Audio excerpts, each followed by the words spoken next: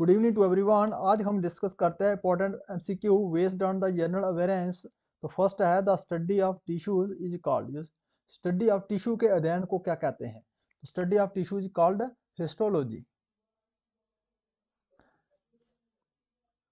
और प्लेंथोलॉजी किसका? Study of fossil fuels, fossils. Study of fossils is called paleontology. Osteology study of bones. और pharmacology किसको क्या कहते हैं? किसका है स्टडी? किसकी है? Science. Science deal with drugs, जो ड्रग्स के study of drugs.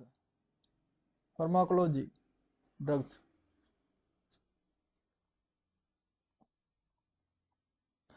Nuclear size are expressed in a unit named. जो न्यूक्लियर साइज है एक्सप्रेस किया जाता है उसका यूनिट क्या है? तो nuclear size expressed in a unit क्या है? यूनिट उसका fermi, FERMI। Fermi is the unit of nuclear size.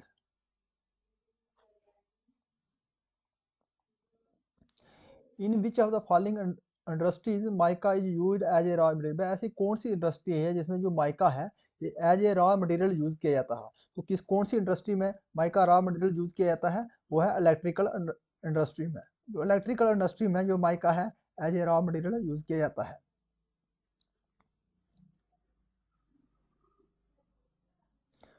For a adjourn motion a minimum how many members need to approve it। अगर आपको adjourn motion मतलब पास करवाना है लोकसभा में तो कम से कम आपको कितने जो सदस्य हैं उसमें होने चाहिए? तो कितने सदस्य होने? 50 मेंबर्स। 50 मेंबर्स लोकसभा में होने चाहिए अगर आपको सदगण जो प्रस्ताव को स्वीकृति करानी है। तो किसमें अप्रूव कराना है? तो कितने 50 मेंबर्स की स्वीकृति चाहिए एडजॉर्न मोशन के लिए। The provision in the 5th and 6th schedules in the constitution of India are related to. जो प्रोविजन 5th और 6th शेड्यूल है भारत के संविधान में ये किसके साथ संबंधित है? तो जो 5th शेड्यूल है ये है शेड्यूल ट्राइब। 5th और 6th शेड्यूल है जो किसके साथ संबंधित है? शेड्यूल ट्राइब के साथ में। 5th और 6th शेड्यूल में क्या आते हैं? शेड्यूल ट्राइब आते हैं। और कितने हैं हमारे? टोटल 12 शेड्यूल्स हैं। और पंचायत राज है ये कौन से शेड्यूल में आता है? ये 11th शेड्यूल में आता है। जो फंडामेंटल ड्यूटीज है हमारी, ये फंडामेंटल ड्यूटीज है हमारे कौन से पार्ट में आती? 4A में, part 4A।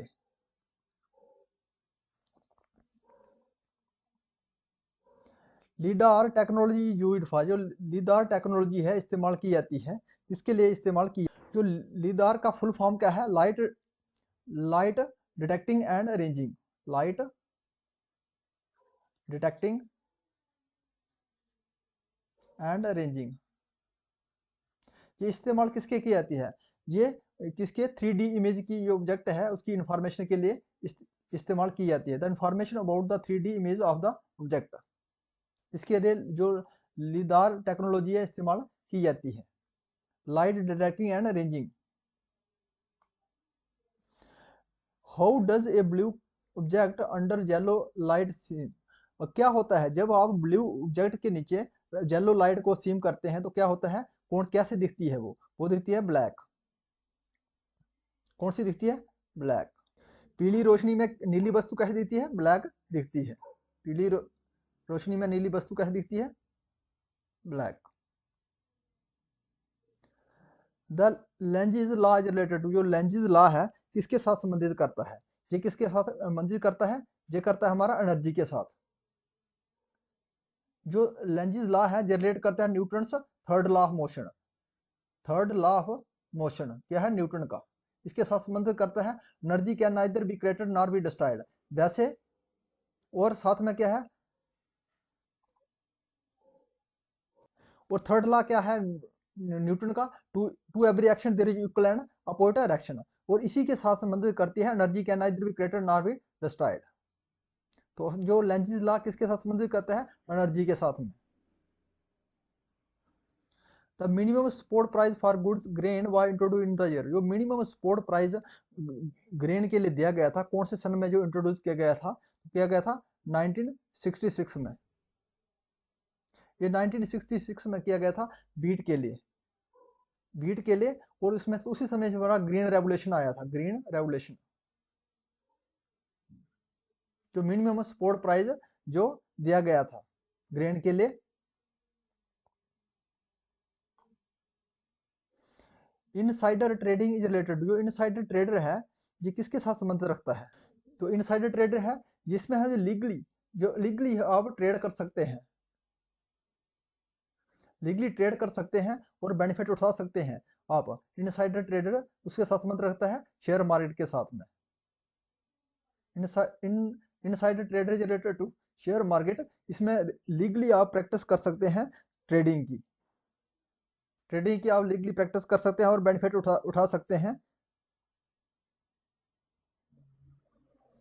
The goods which are meant neither for consumption और फॉर इन्वेस्टमेंट आर कॉल्ड, वह वस्तुएं जहां तो उपभोग के लिए जानी जाती है, जहां क्या है निवेश के लिए जानी जाती है, उन वस्तुओं को हम क्या कहते हैं? तो क्या कहते हैं हम? Final goods.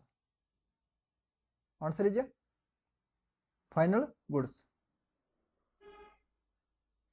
The main feature of the capitalist economies, जो मेन विशेषता है इसकी पूंजीवादी अर्थव्यवस्था की जो मेन विशेषता क्या है? Private ownership. इसमें जो पूंजीवादी कैपिटलिस्ट में क्या है, इकोनॉमिक्स में क्या है, जो प्राइवेटेशन, वो जो ओनरशिप है वो क्या है? एक प्राइवेट है, ownership private. In India special economic zone और एस्टेब्लिश इन, भारत में जो स्पेशल इकोनॉमिक जोन है एस्टेब्लिश किया गया था किसको बढ़ावा देने के लिए? किसको? फ्री ट्रेड के लिए। जो हमारा स्पेशल इकोनॉमिक जोन रहता है और इसमें क्या होता है, ये बॉर्डर एरिया में, इंटरनेशनल बॉर्डर एरिया में के होता है। और ये इसमें जो फ्री ट्रेड करवाया जाता है, इसमें फ्री ट्रेड किया जाता है और इसके जो रूल्स हैं, रूल्स एंड लॉ होते हैं, ये कंट्री से अलग होते हैं। जो अदर कंट्री है रेस्ट बॉर्डर एरिया में होता है और जो रेस्ट कंट्री है उससे इसके रूल्स और लॉज होते हैं, अलग होते हैं रेस्ट ऑफ द कंट्री। तो जो SEZ स्पेशल इकोनॉमिक जोन में इसमें फ्री ट्रेड के लिए इनहेंस किया जाता है। If you like this video please subscribe my channel. Thanks for watching.